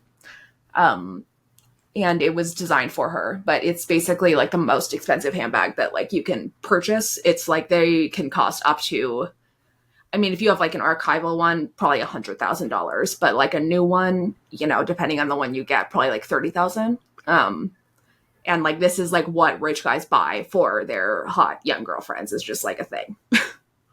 Yeah, and like he's for sure bought her one. I was like thinking like maybe he bought it. No, he's bought her one. Like he's not buying a $27,000 bottle of wine if she doesn't have a Birkin. Yeah, it's sort of like that conversation we had about expensive watches as like a signifier. Totally. I feel like a certain kind of rich dude likes to have the expensive watch on so that he can speak in code about his socioeconomic status, and I feel like handbags perform a similar function for women. Yeah, except like you have women who like, there's women who like made their own fortune and can afford their own handbag. They're going to buy it with their own money, and then they're very proud, like I bought my own Birkin. And then there's girls who date Leonardo DiCaprio and get a Birkin. Either way, I would say that they both worked equally hard for it, personally. I mean, look, either way, it's still like a way of speaking in code, and Yeah, exactly. And like I think like the ones who buy it for themselves are probably like, you don't want like the trashy girls whose husbands buy them bags, but they then can't get rid of them. It's like, dude, it's a bag at the end of the day. It's a and fucking it's like a bag. bag. I would never, even if I was a really, really rich person, I would never buy a fucking Birkin. Are you insane? Like for the money that I'd spend on a Birkin, I could get like 20 of the best bags on earth. Or you could and just go. Be a Birkin. You can go on the sickest like trip ever. Yeah, or that. It's like so and it's like, okay, you're a rich person, you like have infinite money. Still buy something more interesting. Yeah. Well, all right. What's your wager? Is this it for Leo, or is he going to break up with her, find somebody younger? You're betting that they're going to get engaged, so I'll bet the other way. I think he's not going to get engaged. All right. Well, is there anything else we need to know about? Yes. So our favorite Ben Affleck, which is a story that we cover, we're the foremost Ben Affleck covering podcast in the Los Angeles area. With genuine affection, I should say. I genuinely like Ben Affleck. I think that his brother is a piece of shit, but Ben Affleck seems cool. He seems fun. I like him. He seems depressed, and I'm into it. But the most recent, so if you've listened to our previous episodes, you will know that Ben Affleck and Jennifer Lopez did they had some kind of chaotic, mutual, manic episode and got married in Vegas, presumably without a prenup. Went insane. Now they've gotten divorced, or they're getting divorced, or whatever. And Ben Affleck was recently seen by paparazzi out, and he has dyed his beard. And now, what the fuck? Is All this right. a midlife crisis thing? Because I do know somebody who dyed their beard in a midlife crisis and looks insane for the rest of his life now. Well, I guess the question for me is like, is it for a role? That would, I hope it's not. Because that's like the funniest option is that it's not, and that he's just doing shit. Because there's a picture, you sent this to me, and there's a picture of him, and his beard looks like freakishly dark. Yeah, it's freakish. He looks weird. Like it is very like groomed also, but I guess if you got your beard dyed, they would groom it. But yeah, the question is if it's for a role or not. And if it's not, why did you do that? Yeah, and it's like that doesn't match his hair. Like it's like so dark that it's like darker than his hair. It's like just a little odd looking. But Even for like a movie costume department, it seems a little weird looking. Like it seems like it doesn't look natural. I feel like it's like if he did it himself, like in the post-divorce kind of midlife crisis mode, that would sort of track. Yeah. Like It kind of makes dyeing sense. your own beard is the kind of thing that like sad Ben Affleck would would do. I mean, he would get it done professionally, and it does look like he did because he's not a fucking mess, but I don't know. Like I think I don't know. It maybe does look weird though. I have a friend who does that with Just for Men. He just combs that shit in there. He's got dark hair just like Ben Affleck. Because I think it's like It's like, if you have my hair, you're like, what color do I even dye it? I don't even know what I would do. Like, I but mean, if you you would look freakish. what if I came back next week and I had just like brown hair? That would be like a very funny prank to pull to just show up and you have like a full black beard and you're just like, Uh, hey, what's up? How's it going? Grew just beard this week. that's right. You never know, Mira. Maybe I will. I feel like if you do that, you just have to keep it up. Yeah, you do. You got to keep it up. Or you got to like, slowly dye parts of it gray or something until you can then, have it be your natural color. So it looks like it just is becoming gray and lighter. Yeah, I don't even know what color my hair is anymore. You look kind of blonde, honestly. It's like a mix.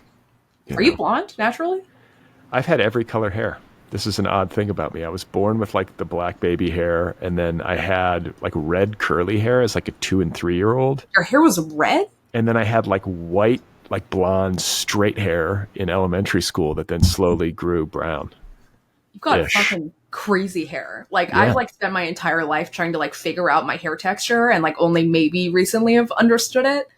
If that like my hair texture has changed a lot, but like if it was to that degree, I would be like so confused every fucking 10 years of my life. I'd be like, what the fuck do I do with this? Yeah, I don't know. I mean, it's like it's pretty. My hair's pretty normal. I'm just glad to have it at this age. I mean, just to have some hair. I mean, my mom's brothers have lost their hair. One of them in particular. So I always thought like I'm going to go bald, but I didn't. So There's still time.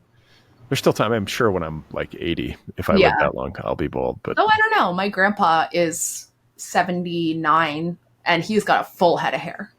yeah, some people do. I mean, I think I'll have some. I just don't think I'll have this much. Yeah. And it's obviously going to go back. So You could do those like follicle implants. no, I'm just going to, whatever happens, Mary, I'm going to accept it. Except you're not. You're gonna like exercise and you're gonna like eat like not until 4 p.m. every single day, and you're gonna get have some- pedicures, and you're gonna be like, "This is how you are." Supper at 4 p.m. My one Exactly. meal a day. Supper at 4 p.m. I'm always going to take good care of myself and stay active. Like it's just my hedge. I'm doing everything I can. I'm understanding that I'm not in control of anything ultimately, but I'll do everything I can to hopefully be able to age gracefully. So no Botox. No, No. One day No. you don't feel like you just like for funsies. no, No. I don't a give a little right here, a little right here. no. It is what it is. I mean, I think like the only thing is like if my jowl became like Mitch McConnell, like that thing, that would be hard for me. Do you think It you would could. get it snipped? I don't know. It could. Look at that. Yeah. Try. I've always told myself like, if I do anything to my face as I get older, it'll be this. It'll be like the chin thing, and then I'll age like Audrey Hepburn style, where I have as many wrinkles on my face, whatever, but I don't have the chin thing. That's like I'm fine with wrinkles. Wrinkles is chill, but the chin thing is rough. That's how I'm thinking. Yeah. It's the only thing I can think of where I was like, if I had to look at that, I think it would bother me, make Yeah. me sad. Like wrinkles are pretty. I think wrinkles can be like a graceful like thing. Well, they're a badge of honor. Badge of honor. You've lived a long life. You've done some shit. You've been through Yeah, some shit. Like all that's smile normal. sign, crow feet. Like I think it's nice. I just I just can't do this. Like when people get their Yeah. faces done and it's like if it looks like this, I'm just like, oh my God, I no. mean, by the time we're old enough to get that stuff, I mean, plastic surgery has fucking advanced so far at this point that if you go to the right plastic surgeon, like it is undetectable. That's the only kind of plastic surgery I like. I don't Yeah. want to know. Otherwise, it makes me sad. I'm just like, ugh. And I don't think you need it. Like I get that there might be something if it really bothers you. Everybody has the right to age however they want. Like I Yeah. don't want to police people's behavior, but there is something in me, if I'm being truthful about it, that when I go out in public and I see somebody who's like gotten their face done, it makes me sad. I just go, Yeah. oh man, like It you were makes me fine.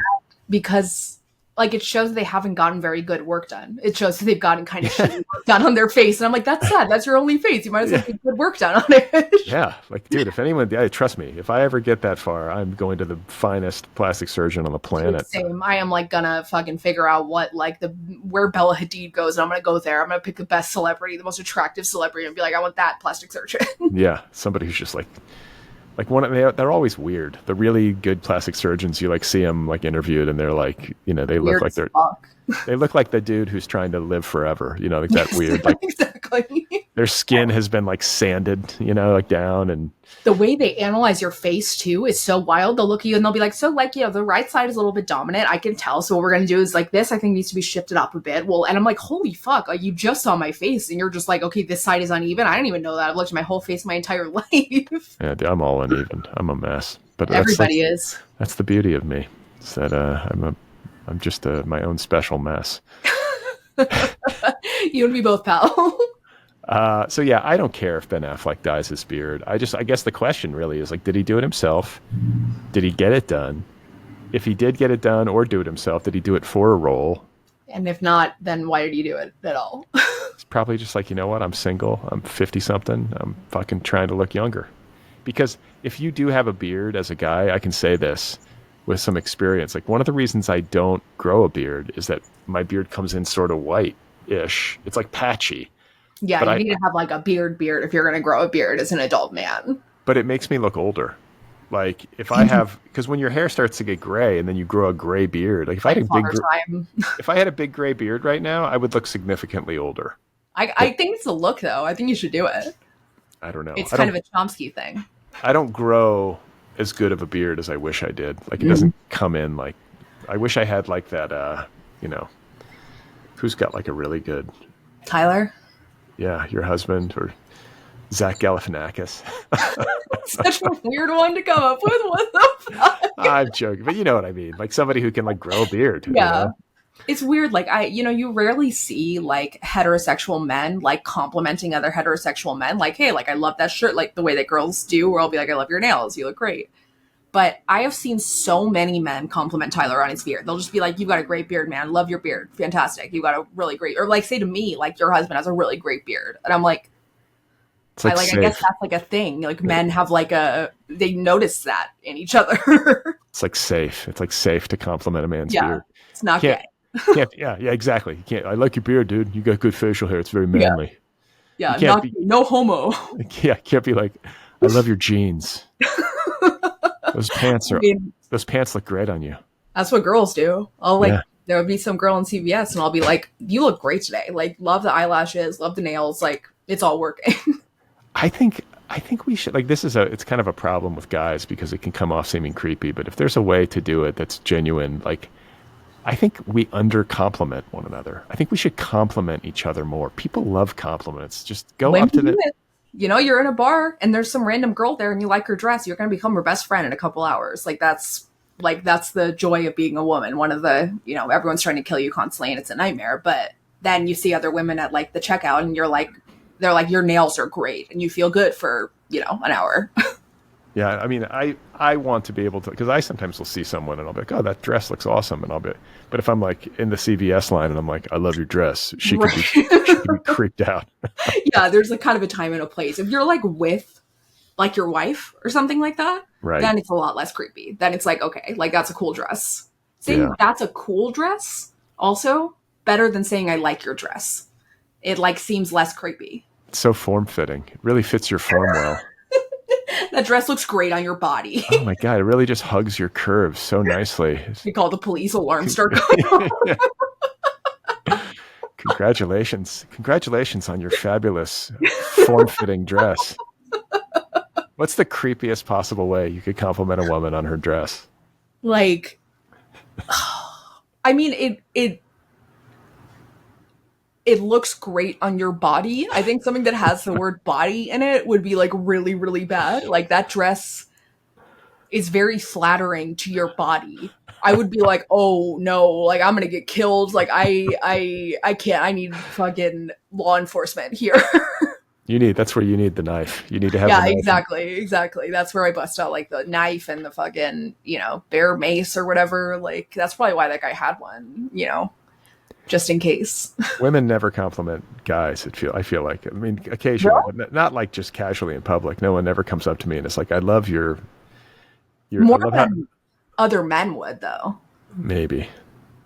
Like, I always try to compliment men's outfits if I actually genuinely like them, because I feel like men don't often get compliments on things like that, and it is like important to know how to dress yourself. I really love the hue of your dyed beard. It's just so striking. What color dye do you use? Like, what is it like the D52 color? Like, which one? It's just like midnight black, just like black. It feels like his beard looked black and his hair like looked that's like indigo. Like he's like it's like blue black. Yeah, like blue black, and then like that kind of like brownish gray hair. It was just like, what? Yeah, dye your hair too if you're gonna do that. That's like, oh yeah, go all in.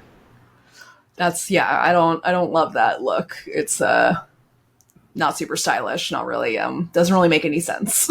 Well, I hope he's doing okay. He's probably fine. He's always fine, right? Like fine in quotes. There's a certain it's like a baseline. Okay. So I think it's time for me to learn, Mira. Brad learns. Brad learns every week. Every week. Brad loves to learn. I enjoy this segment for its edifying qualities. I suggested that we call this bit Brad Education, like bad education. We decided not to, but I'm really clever in case you guys didn't know. Either works. But I'm learning about two things today. And what's the first one, Brad? I just need like a quick explanation of Lana Del Rey's, I think, marriage and her husband. Like, I feel like she's been on this track where she's dated a lot of normies. I remember she dated a cop at one point, and it was sort of controversial because people were like, oh, she's dating a cop. But she seems to be into dating civilians as opposed to other famous people, which I kind of like. I really love Lana Del Rey. I like her whole... I love Lana. Yeah. Her music. I really like her music. She's so good. I love her music so much. I think she's like one of the most influential figures we're going to see in pop music, like in my entire generation. She's like a one of a kind, truly. And I like the way that she dates these men who like are total normies and who are like people who don't understand why she married this guy, like don't understand the Lana Del Rey brand. Like this is who Lana Del Rey is. She's like middle America, like fucking like I want some like leathery old tattooed guy from like Mississippi and like we're gonna go to Waffle House together. Like that's Lana's brand. That's who she is. That's why we love her, is because she is all American in like the most interesting weird way. Where is she from? I don't even know where Lana Del Rey is from. I have no idea. Los Angeles. Like she's like not like from anywhere, which is probably why she like likes it so much, is like because she's not actually from there. So it's like... And that's not her real name, right? She's not named Lana Del Rey. No, her name is Lizzie Grant. Yeah, that's not as cool. Where is she from? She's from New York. So New York City. Yeah, New York City. But that's not middle America. She's from Manhattan. She's from Manhattan. That's why she loves this shit so much. It's like she's not from there. It's like part of her mystique, her brand. She's like interested in this brand of like middle America malaise, kind of like this, like she's not like, her whole project is about like not being interested in the big city that she's from. All right. Like you know, you can see like her fucking first album. It has like a fucking American flag behind her, Norman fucking Rockwell. Like this is her. And so like, so okay, her husband, she was like recently reported to be dating this guy Jeremy. I can't remember his last name, but there's Jeremy Dufresne. Jeremy Dufresne. There you go. She went to, I want to say like Louisiana or something like that, and went on one of these alligator rides. Like go in a fucking boat, and a guy will like wrangle alligators and be like, "Look at this alligator I have in my hand." Like, it's like, have you ever seen? It's like a swamp boat with a fucking big fan and shit. You know what I'm talking about? Yeah, dude. My parents are from Louisiana. This guy's from Des Allemands, which is Is it Louisiana? Yeah, and it's down like not far from where my parents grew up in Lafourche Parish. So what's it like over there? It's like bayou country. It's swampy and sugarcane, and you know, it's like what you would think of South Louisiana. So like, there's like a picture of Lana Del Rey having gone on this thing. She was like playing a show in Louisiana or something, and was like, "This will be fun." And there's a picture of her with this guy who is leading the alligator tour, who's like the guy who's wrangling the alligators. And he's like holding a little alligator and she's like posing or whatever. And then months later, surprise, she's dating this fucking leathery old man from the alligator wrangler fucking alligator tour. She's dating the alligator wrangler. And everyone's like, what the fuck is happening? Like, it's so fucking funny. There's just like a random picture of her with this leathery ass old man from Louisiana. And she's like, I'm in love with him. Can you imagine the riz that this man has? I mean, just bursting at the seams with riz. He would have to, I would think. He would have to. And like, there's like, a lot of people were like shocked. And again, I'm just going to say like, these people don't understand who Lana Del Rey is if they're shocked. They just don't. Like, this is so Lana Del Rey of her. And like, so it was announced that she's dating this guy. Everybody was like, what the fuck?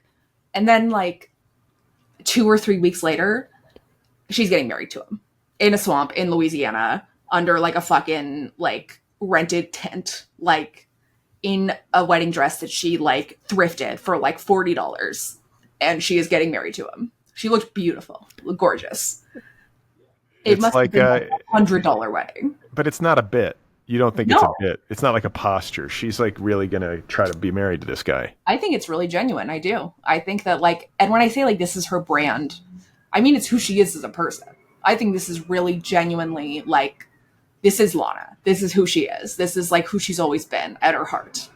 And like, I think it's why she doesn't really have any friends who are like, I mean, she's friends with Taylor Swift, but she doesn't really have any friends who are celebrities. And like, you can tell that her and Taylor like are like respect each other a lot and like each other's music, but they're never going to be very close friends because Lana does weird shit like marry an alligator wrangler. She's not like somebody who's like, I'm a celebrity, even though she is. She's using it as like a way to like do these weird side quests in life. I'm working in Waffle House. I'm dating an alligator wrangler. I'm married to an alligator wrangler. I love the alligator wrangler. She's just a fucking weirdo. She's on like a quest for authenticity. Yeah, but like she's been on this quest like since the moment she like burst onto the scene. Like she's just like, I mean, she's dedicated to it with like her whole fucking chest. She's like, okay, yeah, like I think she loves this man. I really do. Listen, she's doing what I have advised, I think even on this show before. I think the best course of action for a celebrity is to couple with a normie. Like, if you get into a relationship with another celebrity, it's too much. Like, if you want to have like a foot in reality, settle down with an alligator wrangler from like South Louisiana and spend time down there. You're not going to feel, you know, rather than like hanging out in Hollywood, you're going to. She moved into his house. Into his house. Well, there you go. And I saw a tweet. I saw a tweet from a girl who like quote tweeted the announcement that Lana Del Rey was dating him. And just said, like, this is how I find out that my dad is dating Lana Del Rey. So he has kids? Yeah. Oh, yeah. How old is he? I have no idea. He's 74. 74. He looks good for 74. Yeah. He's like, he's on death's door, but she married him. I mean, you know, an alligator wrangler with estranged kids. It's a move.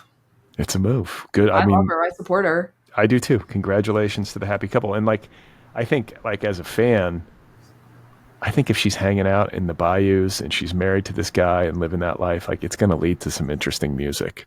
I mean, like, people are insane to think that she wrote a song like The Mariners Apartment Complex or Norman fucking Rockwell about like an actor or like some famous person that she dated. Like, no, that is about like some fucking like weirdo from the middle of nowhere who she was obsessed with. That's what it is. I think she's like, I mean, this is just my read of it, but I would bet that as like fame grows around you, you could have this anxiety that like, oh my God, it's swallowing me up. I'm losing contact with like actual humanity because Totally. I'm just surrounded by publicists and agents and other famous people. And then I have to be walled off for my own safety. And I'm living in this fucking estate and I'm swimming in my pool by myself. And there's like the help is kind of showing up to Right. like do the lawn and clean my toilets, but like I'm not really living life. And she seems to insist on Insist on living life. maintaining contact with like normal humans. I think that's admirable, and I think it's Yeah, also I think there's some wisdom in it. I think so too. I mean, I've heard from somebody that I know who worked with her that she is incredibly kind to anybody beneath her, anybody who's like a opening act, anybody who's like a PA or whatever the fuck, like a roadie, like all these people, she's like really, really kind to. But people above her, people from the label, she's like having nothing. She's like, fuck you guys. Like no, like I don't like. She's like incredibly difficult, which like I love personally. Like that seems like the right way to be is to be like forceful about your project to the people who are the money people, and then be kind to the people who are helping you execute your project. And kind of like fans Yeah, probably and too. fans, exactly. Like I think she's like got her priorities straight. And I I've think she knows that her project doesn't like lend itself to only dating famous people. And she I've doesn't heard want that. I've heard the same sort of thing about Johnny Depp. That guy's a piece of shit. He when he's not tying women to chairs and hitting them. That's Oh Sean no, that was Sean Penn. Sorry. Penn. No, No, but he I doesn't mean, have the chairs, he just beats them. I no, but I mean, Johnny Depp famously will like stand there and like sign autographs. He goes to like children's hospitals dressed as Jack Sparrow and shit. He does some good Just stuff. drunk, just like in the children's Just, hospital, knocking just over medical equipment. hello, dear. Hello. He's like, yeah, he's reeks of cigarettes and booze. I'm sorry you have cancer, little man, but Captain Jack's here to cheer you up. If I had cancer and Captain Jack Sparrow showed up, I'd be like, call the police. Like, call fucking 911. Like, this is an emergency situation. His gold teeth are falling out. Oh dear. God, he sucks so fucking bad. I hate that guy. I don't know. I don't know. I want to believe he's like You want to believe everyone's good, and that's nice of you, but he's not. I think everybody's flawed, and I think everybody, especially if there's substance abuse involved, like that's the thing about it. If somebody's like in a blackout or like super fucked up, like how accountable? I mean, I know there's a certain level of accountability, but they're not really themselves. I I don't mean, know. if you're drunk and you murder somebody, you're going to jail. Yeah. I don't know. I'm not saying he murdered anybody, but just he sucks. All Like, right. have you ever gotten so drunk that you beat your wife? I don't think so. I don't even drink, but yeah, Yeah, there you go. I'm a upstanding man who only eats 2 meals a day. That's right. Only eats 2 meals a day. Wears straw hats when he hikes. I give women on the sidewalk like 8 feet of clearance Yeah, from me at lots all of times. these. That's right. You don't have to be near me. I stay away. So, okay, we actually have two Brad learns for today. Mm. The second one, what is the second one, Brad? I think it is just the whole Kanye West scene. Yes. So this week there was rumors that Kanye and his wife Bianca Censori have gotten a divorce, but then they were seen in Tokyo being all cuddly and affectionate with each other, showing that they are not getting divorced. Now, so you're curious about Kanye's whole deal? Like, I what mean, specifically? yeah, I think like for me, it's just like past the point where he's so toxic and chaotic that I can't, like, what are we even doing with this guy? Like, why are we even like thinking about him anymore? Like and also like, I mean, I get that he's like a very gifted musician. It's rubbernecking. It's a car accident. Everyone's like, all right, I gotta watch this. Yeah, it's just like, and these women, why are these women even with this guy? Like, Fame, experience, like just, Kanye West wants to date you. You can say, all right, I dated Kanye West. This woman, I don't know though. She married him and he's like dressing her in the nude to go outside, basically, like wearing like full body tights, no underwear, no bra. And that's it. you think he's dressing her? Oh, 100%. It's like what he does. This is what Kanye does. He dates women and he dresses them. You'll see that every woman that he has ever dated, like her entire sense of personal style, her entire way that she dresses herself has changed completely because of him. There's a very famous part of Keeping Up with the Kardashians when Kim first starts dating Kanye West. He goes into her closet, clears everything out of it, and then replaces it with stuff that he chose. Now, It's like a control thing. I mean, it's like, I think he's really into fashion. I think it's like something that, he's obviously really interested in. I think he kind of treats his girlfriends like Barbies. Like they're there, I can dress them up. They're a girl. I prefer to dress women. I'm going to dress them up how I want to. I need everything to be aesthetically, aligned with me. It's like how he like wouldn't allow windows in his fucking weird school because it wasn't aesthetically aligned with him. Like the women that he dates, it is power. They have to be aesthetically aligned with what he views as cool or as attractive. What's the diagnosis on this guy? Like mental health wise, like he can't be playing with a full deck. Like he's got to be dealing with some stuff. I mean, I think, I'm no psychiatrist, but I would say probably bipolar for sure. Like, I think he's a narcissist. I think that's very clear, which is kind of situational. I think he's become a narcissist. Well, no, actually. I watched a documentary about him where you can see him as a very young man, like aggressively pushing himself on record labels, just like going up to record label offices and like barging into offices and like playing his mixtape for like executives. Like, so he's always been a little narcissistic, which is probably why he's so famous. But I mean, he has episodes. Like, I think he's bipolar for sure. Like, you could, like, there was like a while there where he was talking to the press a lot and you could see in his eyes that he was fucking tired. And like, it was clear that he hadn't slept. Like, he was like having some kind of manic episode where he wasn't sleeping. And you can see it in Keeping Up with the Kardashians too, where he'll go through swings phases, where like he's normal and fine. And then he's like willingly talking to the cameras, but being totally insane. Like I think, the swinging back and forth, I would say, is bipolar. But also, I want to say there are plenty of bipolar people who don't act the way that he does. And I think that's partially because he's unmedicated and because you can tell when he is medicated, he's less crazy. But also he's an anti-Semite. He just is. Like, he is like, and not in like a, anti-Zionist way or whatever. Like, he is like an actual, like, has liked, and I know from sources who have worked with him directly, you can believe me or not, whatever, but it is true. Like, he is anti-Semitic. He has been obsessed with Hitler for a very long time. Why? Why is anyone anti-Semitic? I don't know. Yeah. I think he's like got this, he's said a bunch where it's like, okay, I've seen Jewish people be in charge of record labels of money or whatever and like cheated me out of money with contracts or something like that. Like, I think referring probably to Scooter Braun.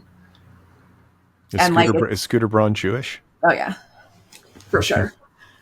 I don't think I've ever known of a Jewish guy named Scooter, but I don't think Scooter's his real name. Okay.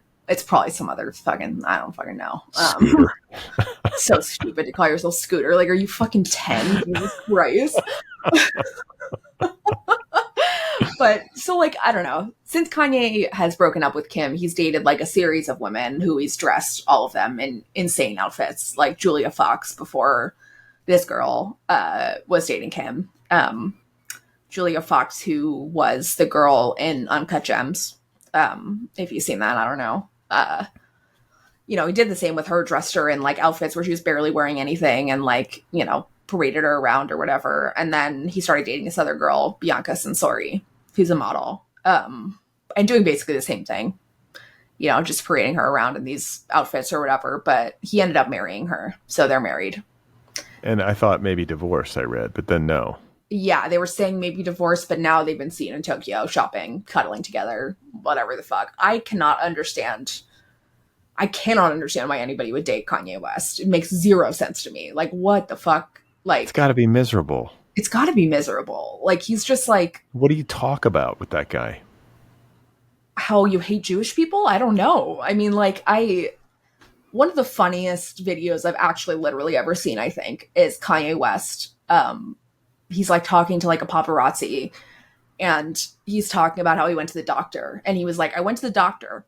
The doctor was like, you haven't slept enough. You know, he's like, oh, like you were like under rested or whatever. Like you're freaking out. And like, that's like, he's trying to like bring me down, you know, like he like doesn't know what's going on. Like he's like trying to say that I'm manic and I'm not. I'm like more clear headed than I've ever been.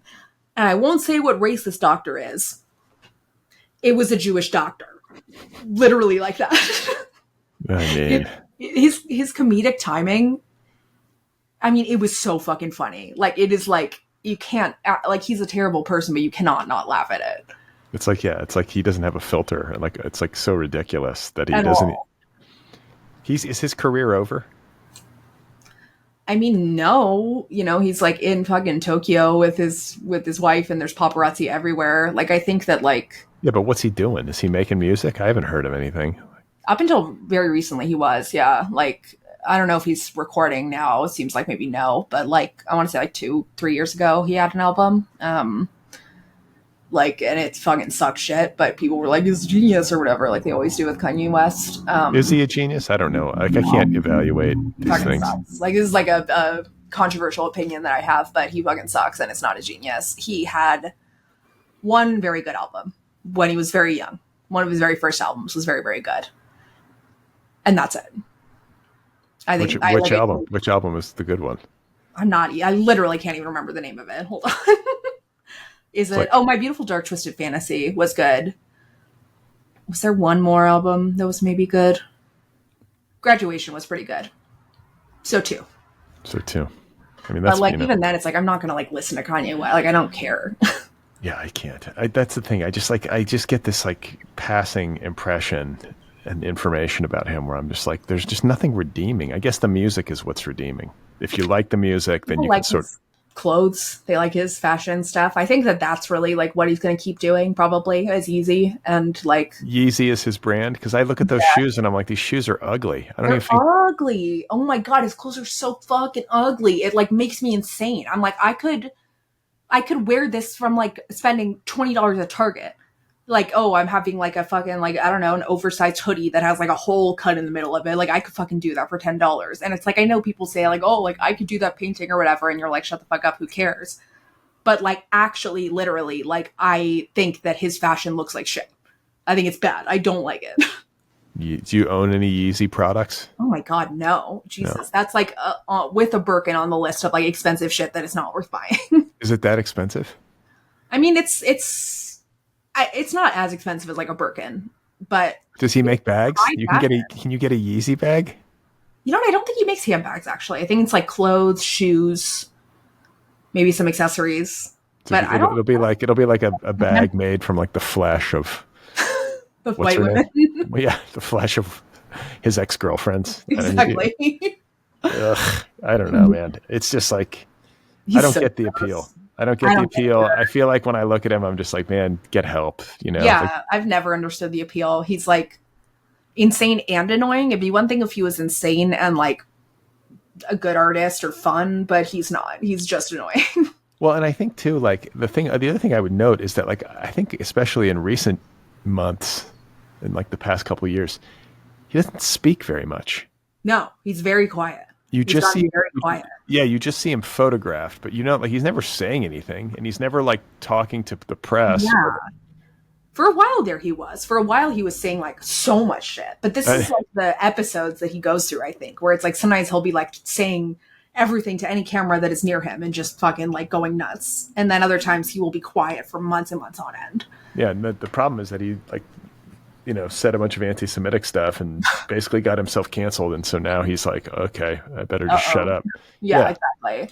And like you can tell he's like maybe in a downswing right now. Like he's gaining weight. He's like not talking very much. Like he's not making anything. Like, I think he's like tired. I think he had like a months-long manic episode and is like tired now. Sleepy Kanye. Sleepy Kanye. Sleepy Kanye. Oh, Sleepy Kanye. Many people are saying that Sleepy Kanye's in a down cycle. Sleepy Kanye's in a down cycle. On that note, I think we should probably close. I mean, I think that's it. I don't think we can say much more. I feel like we've done our job here today. I think so. Send us any fan mail, letters@otherppl.com. We'll read it out on the show and you'll become famous. Letters@otherppl.com. I am Brad Listi. And I am Mira Gonzalez. It's good to be with you. We'll check in with you next week to talk about the popular culture once again. Brad and Mira for the culture. Bye. Bye.